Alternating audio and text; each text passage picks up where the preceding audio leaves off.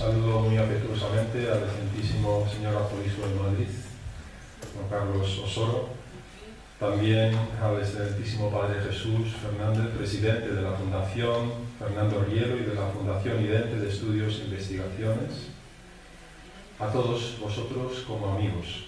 No quiero dejar pasar esta oportunidad que me brinda esta institución sin agradecer a la gran comunidad IDENTE la confianza que están demostrando hacia nuestra Universidad Pontificia, y expreso mi voto confiado para que la relación entre ambas instituciones siga manteniéndose en adelante en un cauce adecuado. Quisiera comenzar esta intervención con una dedicatoria que Manuel Levinas hace en su libro, en 1974, Autrement que, de otro modo que ser o más allá de la esencia.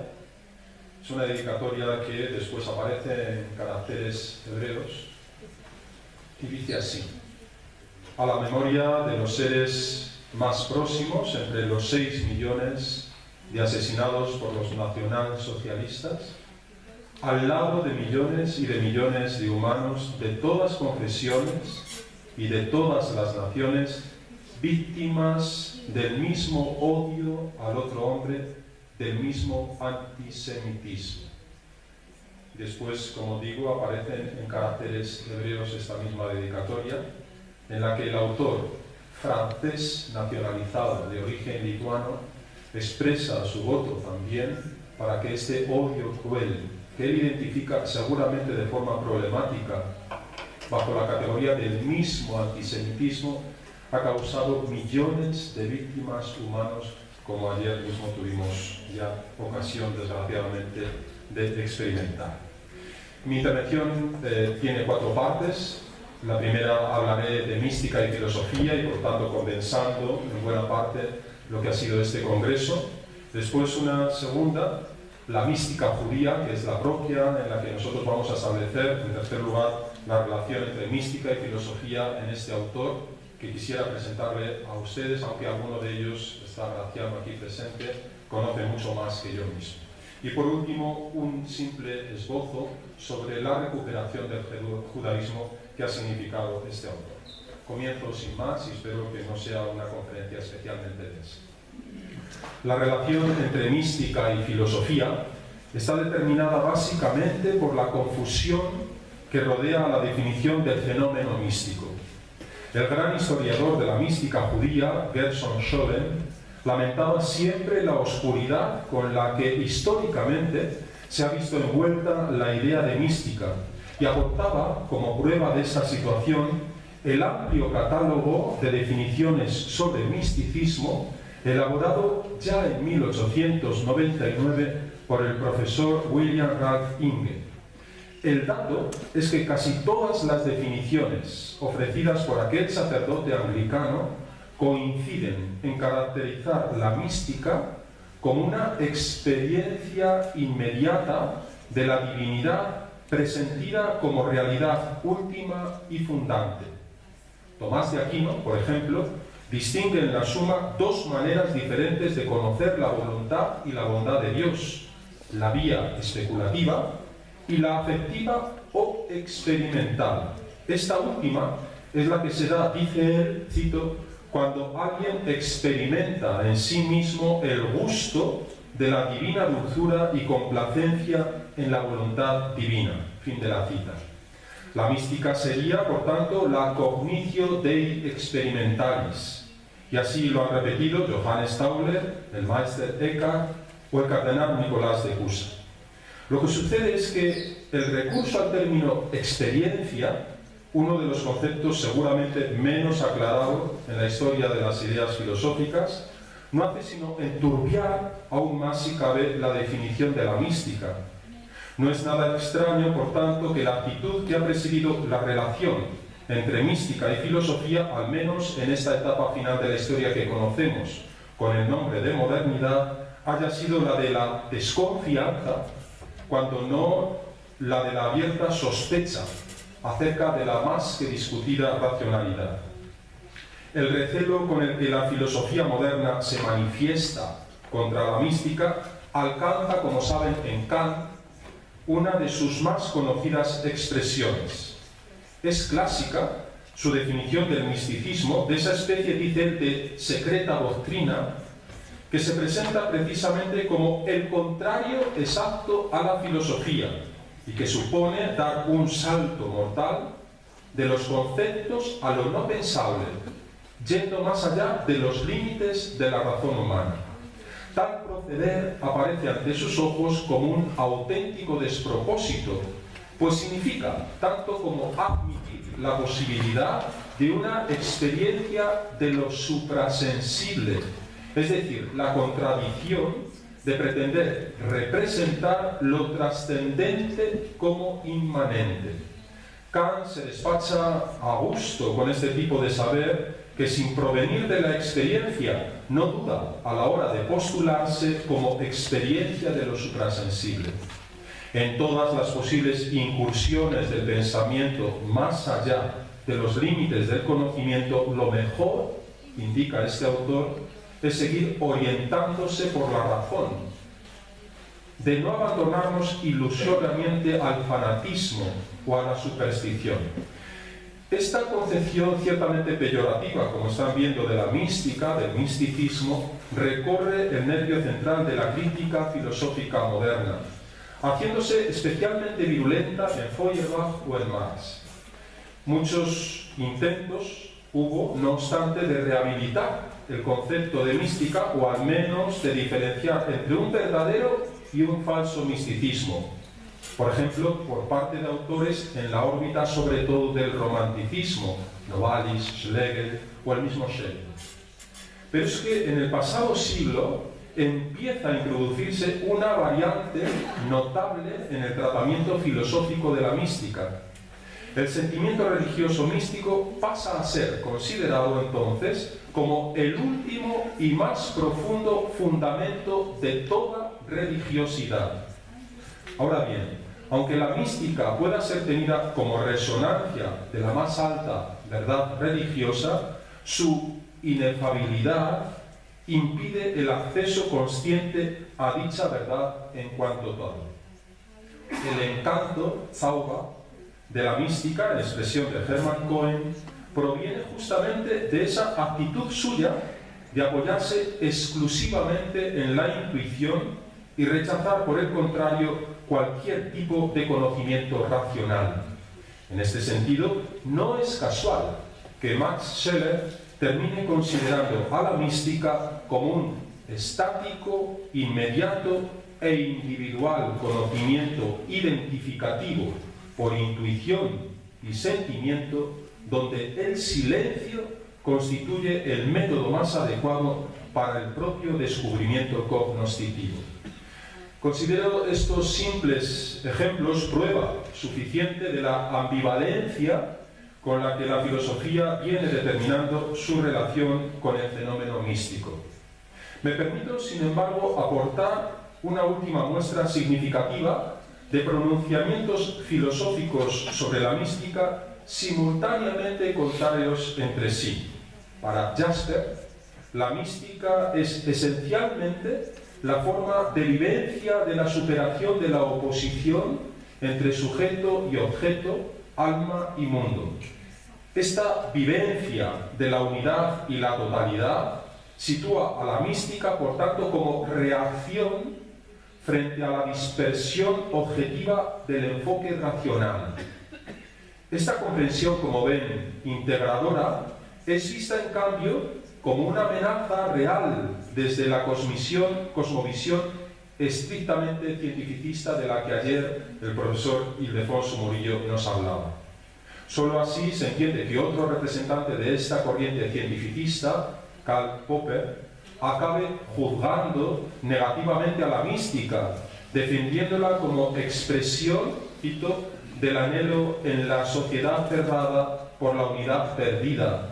Esto es una reacción, dice él, frente al racionalismo de la sociedad abierta. Fin de la cita.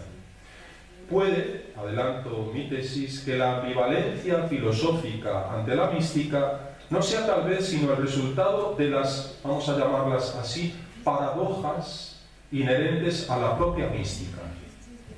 Una de las más frecuentes es sin duda la paradoja de describir a Dios como la nada mística, poniendo de relieve la presencia siempre elusiva, me permito utilizar la expresión de un compañero sacerdote de Palma de Mallorca, Gabriel Amengual, la presencia siempre elusiva de esa divinidad Semper Mayor, imposible de asir adecuadamente y de manera plena para el ser humano. Pero a poco que nos detengamos en estas paradojas, caeremos rápidamente en la cuenta de que, salvadas las distancias, son exactamente las mismas que acucian a la propia filosofía.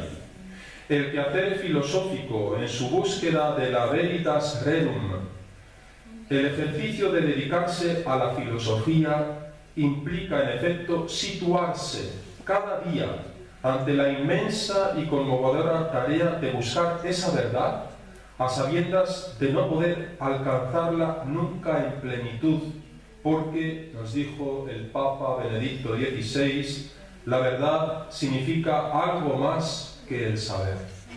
Más allá de la ambivalente relación entre filosofía y mística, de sus inherentes paradojas y balbuceos, creo posible constatar la presencia de evidentes afinidades entre ambos tipos de conocimientos. Ponerlas en valor es, en buena medida, la pretensión que anima en este momento. Parte segunda, la mística judía. El tema que me propongo desarrollar consiste básicamente en exponer la relación entre mística y filosofía en Emmanuel Levinas. Comienzo planteando previamente la cuestión de ¿tiene sentido hablar de dicha relación en este filósofo? Incluso si nos está permitido hacerlo generalmente en cualquier otro autor. El problema es que mística como tal, en abstracto, no hay. No existe una mística al margen de una determinada tradición religiosa particular. Y por este motivo solo cabe hablar de mística como mística del cristianismo, del islam, mística judía, etc. No tenemos acceso, en consecuencia, a ninguna fisionomía común del fenómeno místico, y la pretensión de construir una mística químicamente pura, basada en una religión natural de carácter universal, hay que entenderla como un producto típicamente moderno, que tiene además su propia y singular comprensión histórico-filosófica. En este sentido, es evidente entonces que la relación entre filosofía y la mística en Levinas tiene que ser abordada a partir de la experiencia mística del judaísmo. ¿Existe tal mística? ¿Podemos describirla? La mística judía, en la variedad de sus corrientes y formas, está presidida por una idea fundamental, a saber, la existencia de un Dios viviente que se manifiesta en los actos de creación, de la revelación y de la redención.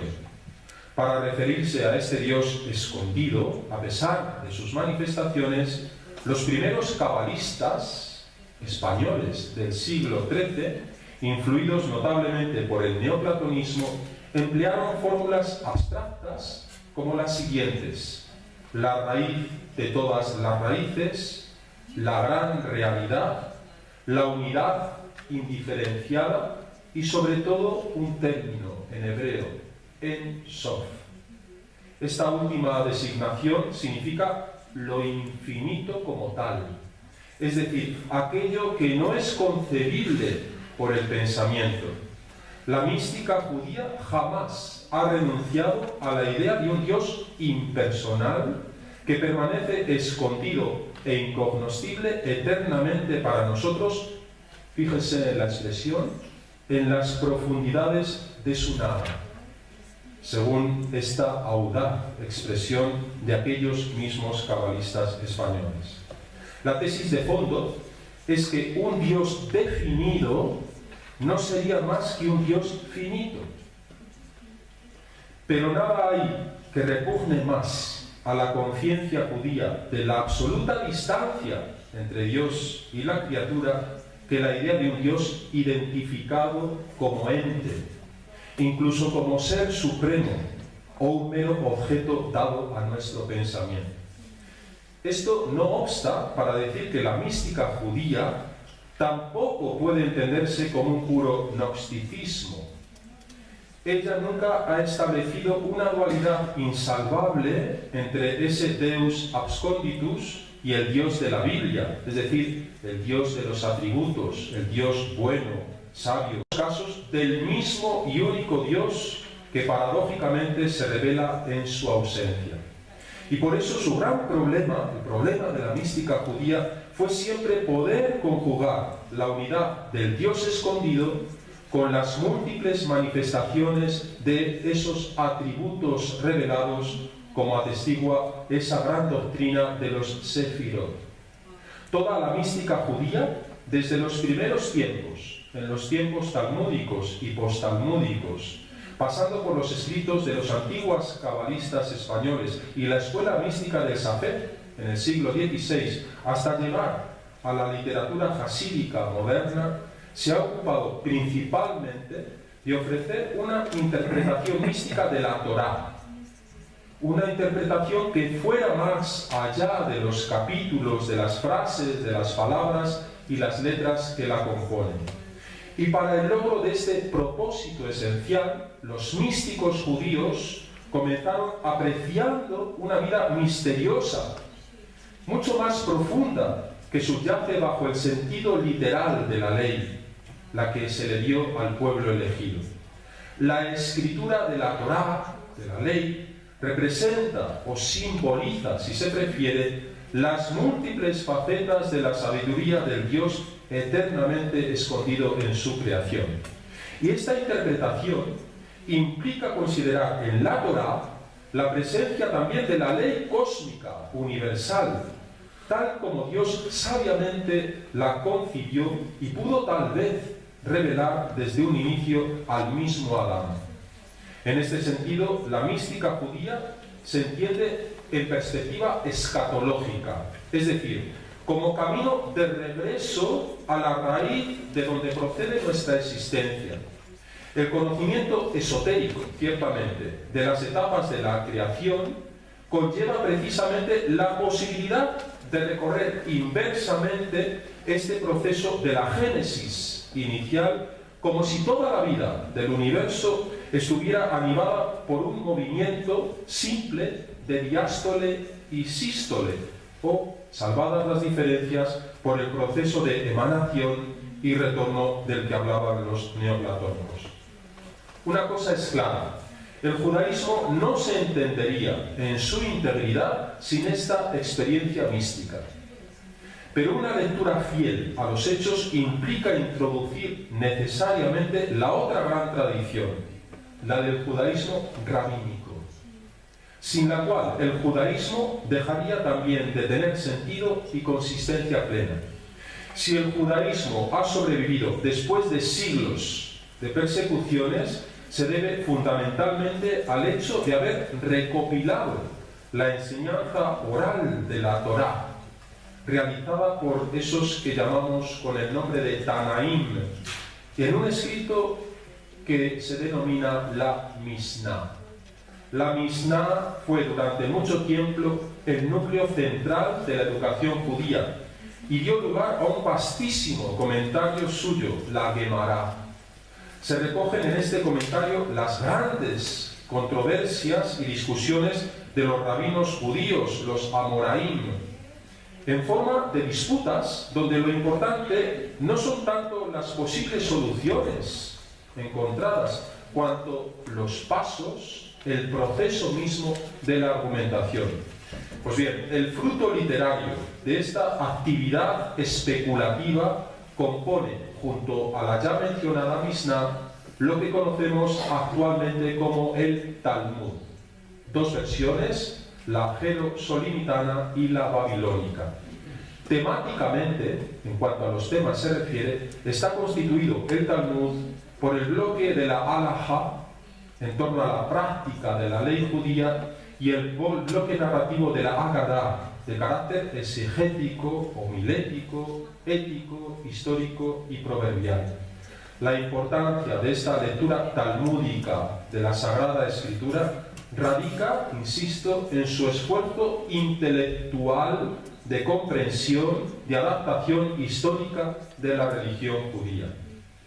Lo decisivo para nuestro tema consiste en ver que, a pesar de las evidentes diferencias entre mística y judaísmo rabínico, esta interpretación intelectual del judaísmo no está reñida en absoluto con la que ha realizado la gran mística judía. Al fin y al cabo, ambos tipos de comprensiones son el reflejo histórico de un judaísmo que no es ya el de los tiempos clásicos, sino aquel que se vivencia a sí mismo desde su propio e interno problematismo, si se me permite la expresión de Javier Zubiri. Las dos posiciones son interdependientes y deben ser entendidas desde esa necesidad de reflexión que se experimentó en el seno de la misma tradición judía. Hay que impugnar, por tanto, el modelo tan tajante de división introducido por la primera escuela de la fenomenología de la religión, representada por Scheffer-Blom y Heiller. Esa distinción establecía una tajante separación entre los movimientos proféticos y los místicos, también en lo que al judaísmo se refiere. Es evidente, por tanto, que el pensamiento judío alberga en su seno una clara tendencia mística y que ésta, propiamente hablando, se asienta del mismo modo, al menos en un primer momento, en el vocabulario filosófico, aunque seguramente sin comprenderlo del todo. Y precisamente fueron estas incomprensiones, desde el punto de vista filosófico, las que fecundaron la mística judía. Más aún, se podría decir que el quehacer de la mística judía comienza verdaderamente justo donde la filosofía termina.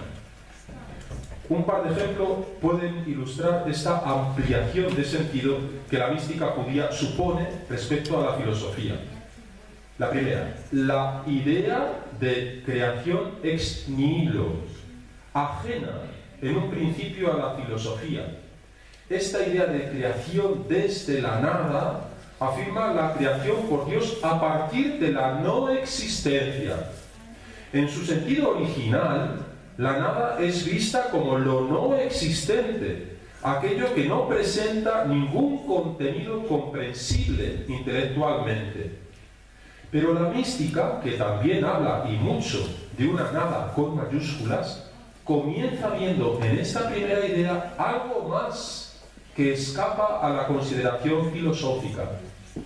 La nada mística es infinitamente mucho más real que cualquier otra realidad, porque es en las profundidades de esa nada donde se encuentra la riqueza insondable e incognoscible de lo divino. La creación ex nihilo no significaría entonces únicamente el acto de creación por Dios desde fuera de lo no existente, sino la creación desde fuera de Dios mismo. Es decir, Dios que se retira, se autolimita, se contrae, renunciando a su ser hasta la ausencia. Si Dios hubiera creado en su seno y todo se confundiera con él, estaríamos hablando sin más de panteísmo. A la contracción o retracción de Dios es lo que el cabalista sefardita Isaac Luria denominó con ese término que han oído muchas veces hablar, Tzimtzum, o sea, la traducción mística de la idea tan incomprensible de la trascendencia en la inmanencia, intentando representar lo nouménico en lo fenoménico. La mística se ha entendido a sí misma justamente como el intento de reparar la separación de Dios a través del regreso, del retorno a la fuente y de la unión con Él. Y lo mismo podría decirse del problema del mal, segunda idea, donde todos los esfuerzos de los filósofos se encaminan a contrarrestar su fuerza, tratándolo como si fuera algo sin significación en sí mismo. Privatio boni. El mal es lo no existente, una nada ajena a la racionalidad y solo traducible en el mito. En cambio, para la mística judía, La presencia del mal plantea los más serios interrogantes a la existencia humana y, lejos de esquivar el problema, procurará de mil modos intentar penetrar en sus más hondas y abismales profundidades. Lo cierto es que todas estas diferencias entre mística y filosofía judías no pueden ocultarnos el hecho de sus evidentes afinidades. Como dije antes, ambos movimientos han contribuido a configurar histórica y espiritualmente el alma del judaísmo. Llegados a este punto, creo que estamos ya en disposición para exponer el propósito inicial que me anima ahora. Preguntarnos cómo ha planteado Levinas la relación entre mística y filosofía. Esta cuestión reclama ser ampliada, permítanmelo, aunque sea mínimamente, con la presentación previa del pensamiento levinasiano sobre la misma religión y sobre aquel ganz anderes que constituye su núcleo más esencial. Tercera parte, mística y filosofía en Levinas. En una entrevista que nuestro autor, de origen lituano, mantuvo con Philippe Nemo, este judío filósofo rechazaba rotundamente la necesidad de tener, fíjense, que conciliar o de hacer concordar las dos tradiciones que tejen su pensamiento, Biblia y filosofía. La razón que entonces ofrecía para defender esta suerte de convivencia pacífica entre Jerusalén y Atenas era la idea de que todo pensamiento filosófico reposa sobre unas experiencias prefilosóficas. Quien así piensa no es escatimado a la hora de separar escrupulosamente las ediciones de sus escritos filosóficos de los textos que él ha denominado como confesionales. Ahora bien, una cosa es mantener con escrupulosa nitidez, insisto, la diferencia entre las dos tradiciones, y otra muy distinta, negar que ambos tipos de escritura remontan, cito, a una fuente de inspiración común.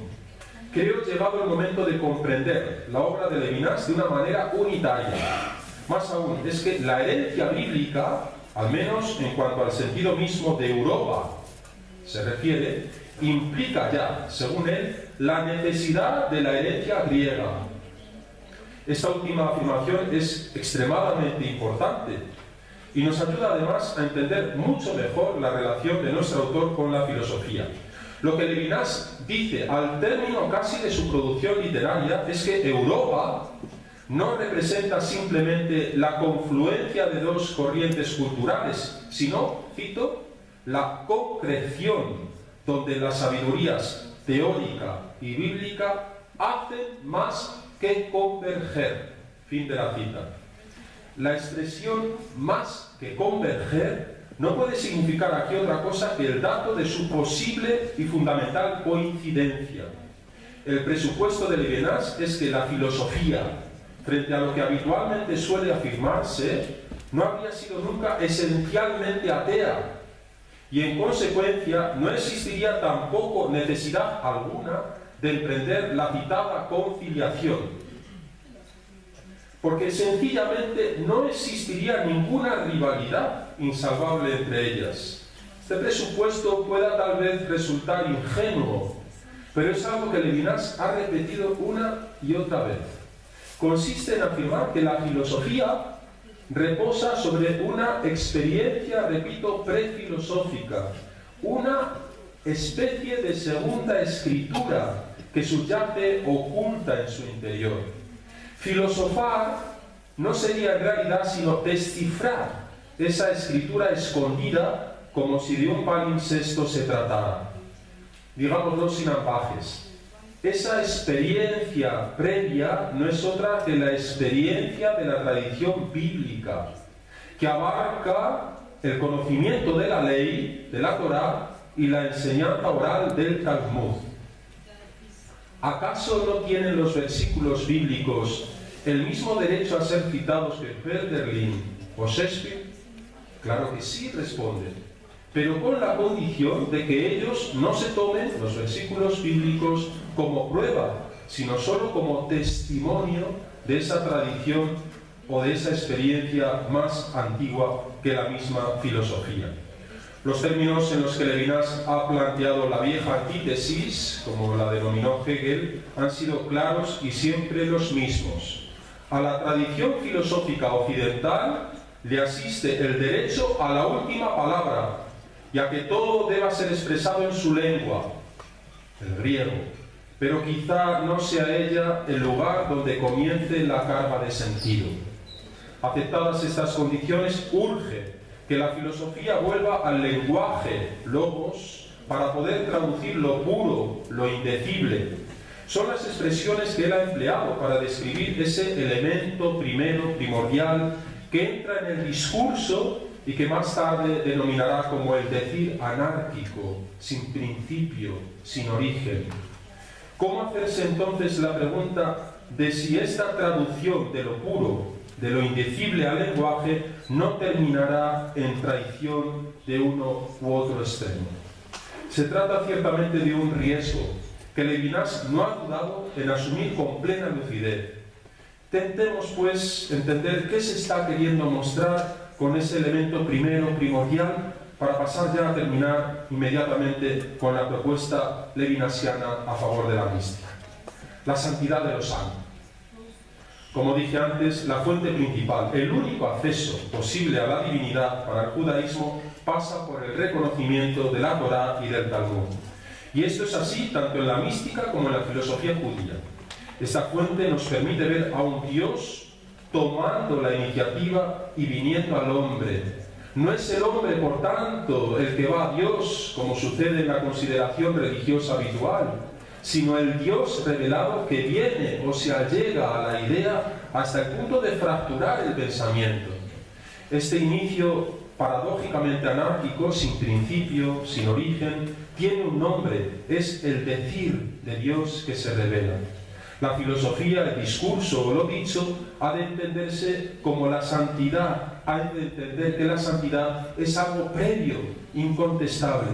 Y aquí radica además lo verdaderamente racional, lo inteligible. La decisión de Levinas consiste en colocar lo absoluto del valor como el inicio de la filosofía. Este único valor absoluto no es otro que la posibilidad humana de tener al otro como prioridad. Su consideración de un humanismo del otro hombre debe ser leída en el curso del diálogo que el judaísmo ha mantenido con la modernidad. La cuestión primera consiste en introducir, repito, lo absoluto del valor, después de esa proclamación de la muerte de Dios y del consiguiente nihilismo. Hay que averiguar, dice él, si la moral es o no una farsa. Y el camino para averiguarlo no es otro que el de proponer la ética como filosofía primera. El auténtico interés de Levinas, el lugar donde él ha dirigido sus esfuerzos, no es la ética, sino a lo santo, a la santidad de lo santo, para ser más precisos, fuente del valor. Y con el término santidad se niega aquí la infinitud de la separación que hace posible el mismo discurso ético.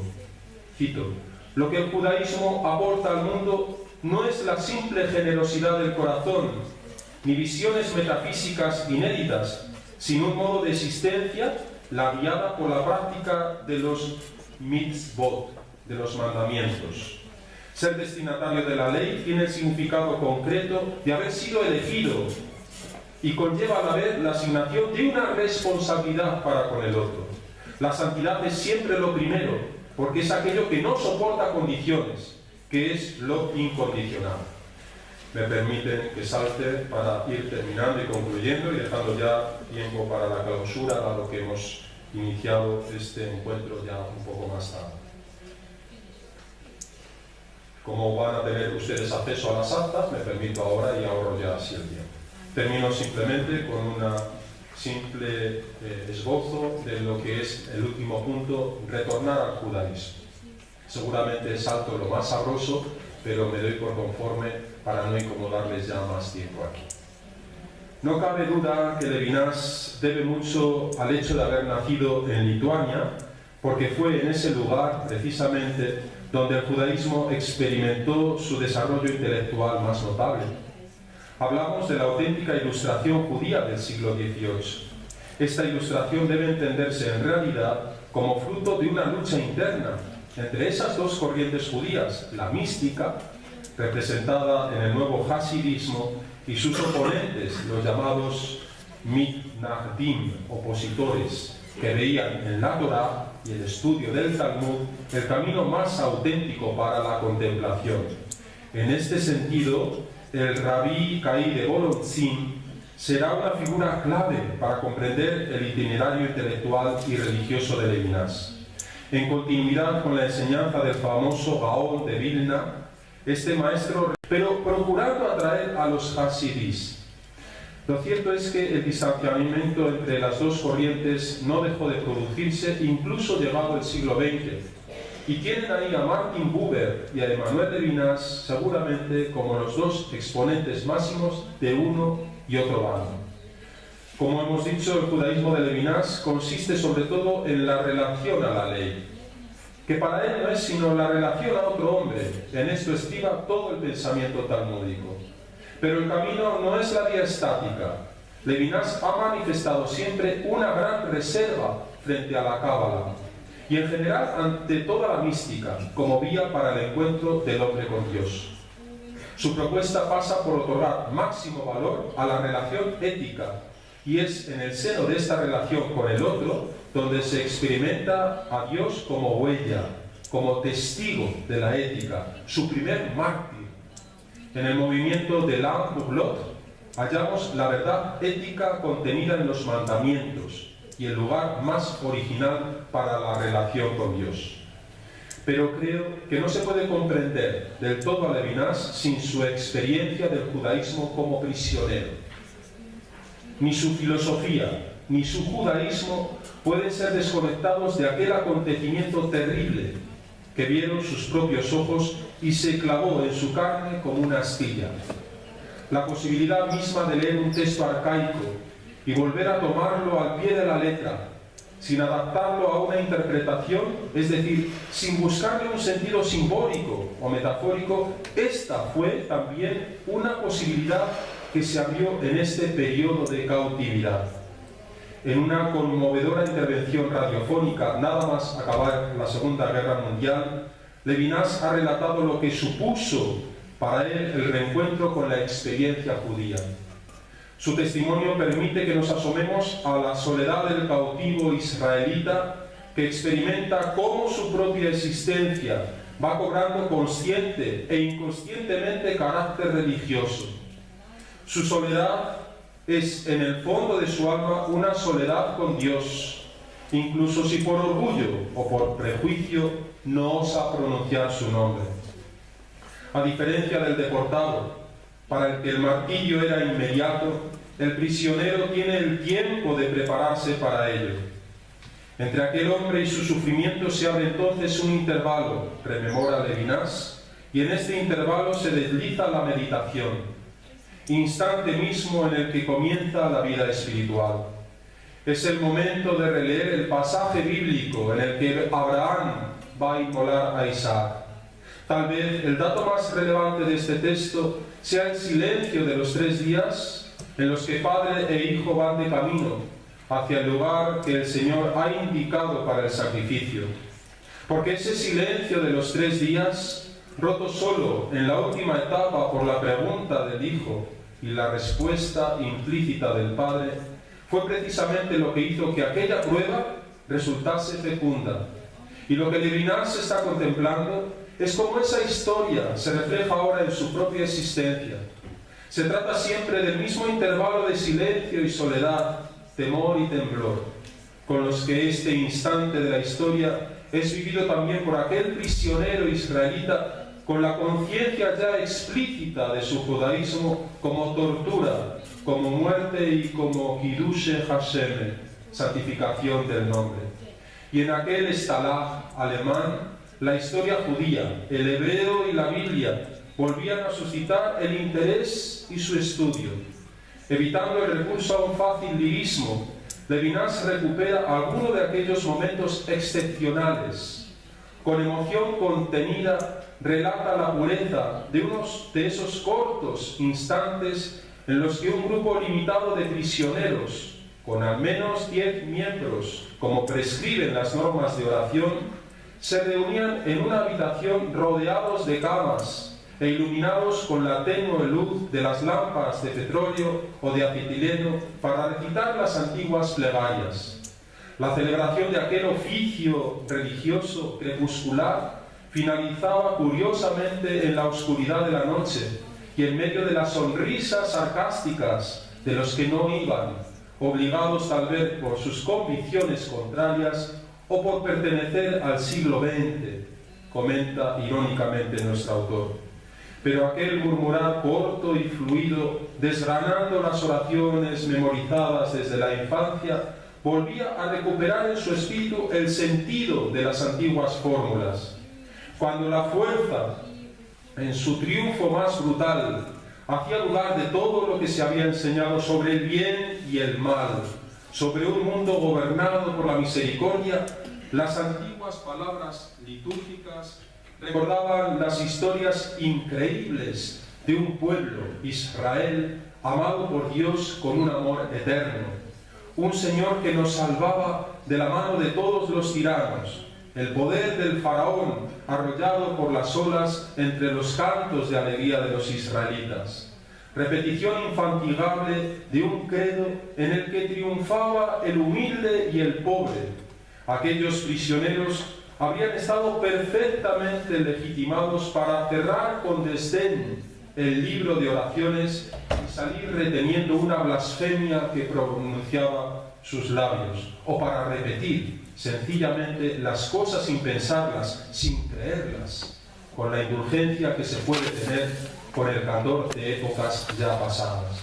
Pero también era posible volver a implorar al Señor desde el fondo del abismo, como Jonás, como el mismo Jesús, encontrar una terrible confirmación de este amor de Dios en el dolor y en la duda, y sentirse otra vez como entre sus manos, y volver a experimentar su presencia en la pasividad total del abandono.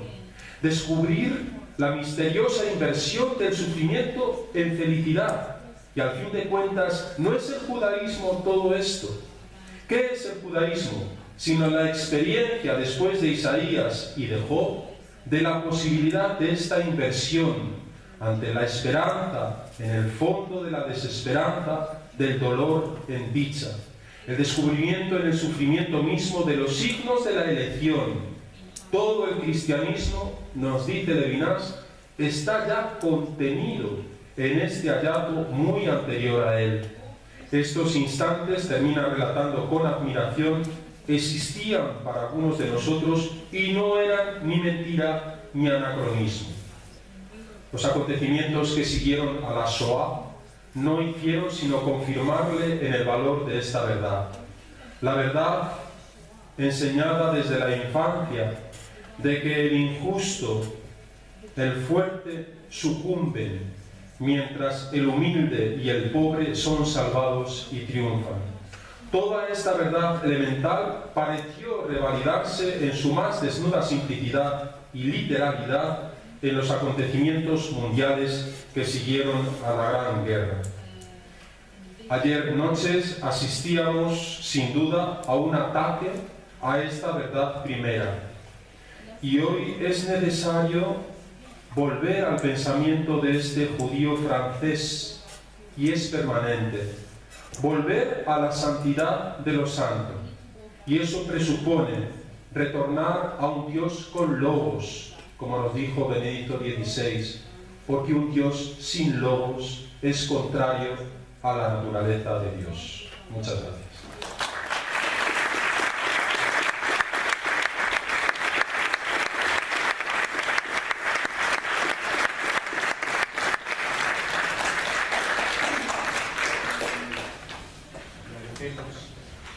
Agradecemos nuestro conferenciante de clausura por este texto tan elegante y sugestivo sobre que recapitula muchos temas que hemos tocado durante el Congreso y nos da para meditar la relación entre mística y pensamiento y entre las religiones que están presentes también en este Congreso.